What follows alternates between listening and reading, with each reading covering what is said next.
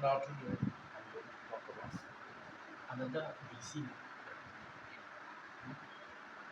Uh, DCU actually. It is in DCEU.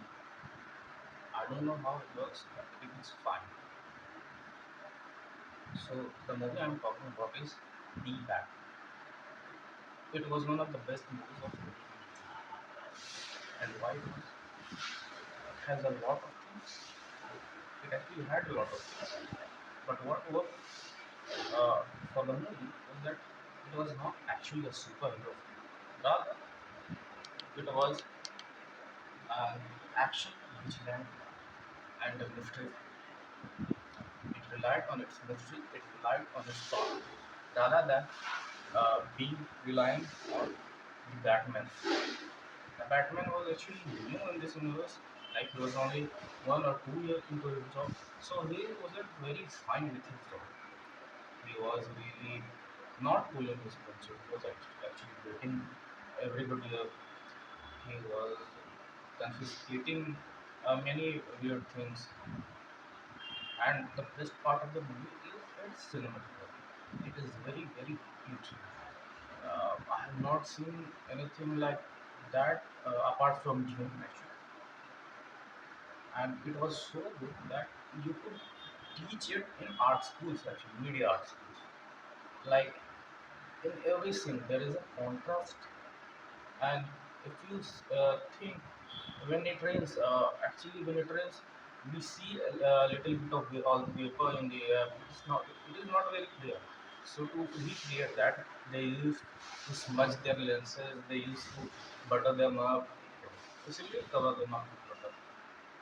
These things really showed that how much dedication that they have.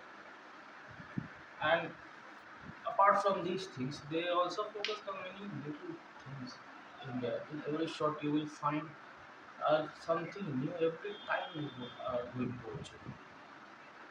So, I will now go on to the pros and cons. Pros of the movies are it's a mystery movie, it has Batman, it has a traumatized Batman actually.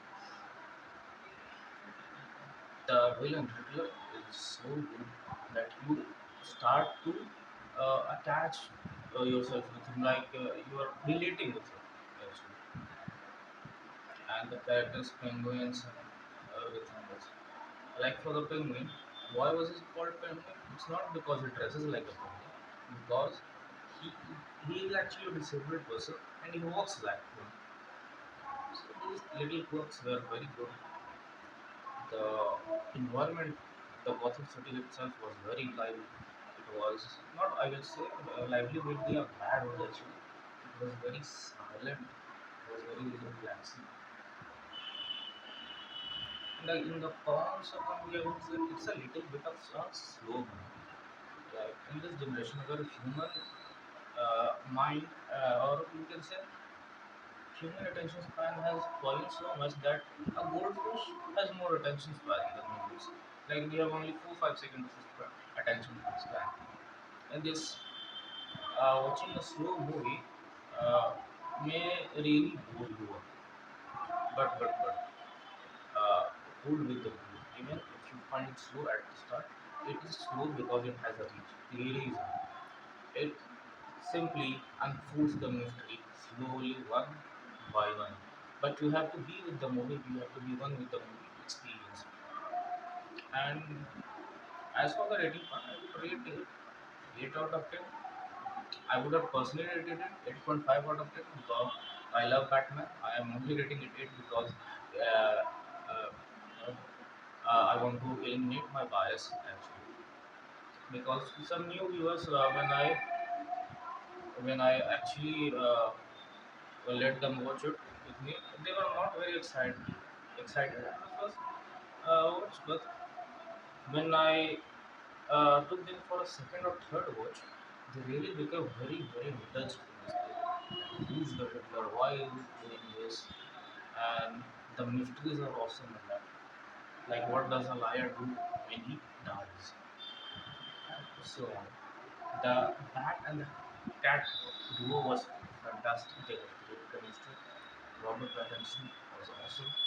Uh, You can say that it was his comeback actually. What a man, what a Batman character. Like you can see in every Batman movie, there are some like Batman wears a mask, but still there are some black lines across his face. But as soon as Batman used to tore off his mask, there was no smudge, no kajal, वगैरह, anything. But in this movie, we see him applying that black paint to stay to keep his eyes dark, areas around his eyes. It was a very good movie. It was a very fantastic movie. It was a very beautiful movie, actually. You could make each shot your wallpaper, and action. It was very good. As we indulged into the movie, slowly the action became much more brutal.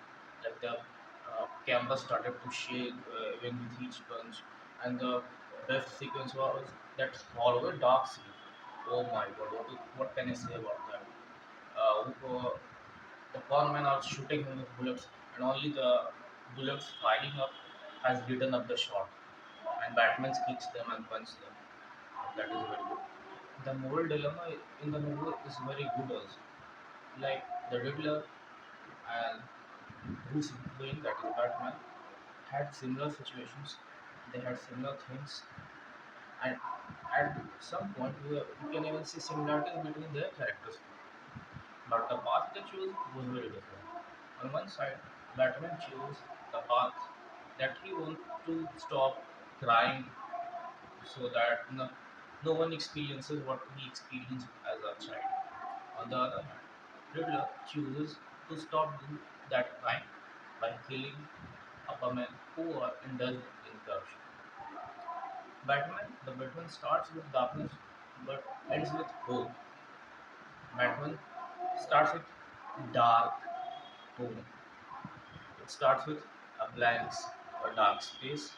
The shots were blank, and at the end of the movie, you will see that Batman walks into the sunlight along with the people, helping them, giving them hope. I hope you liked my explanation, review, analysis, whatever you might like to call it. It was sure.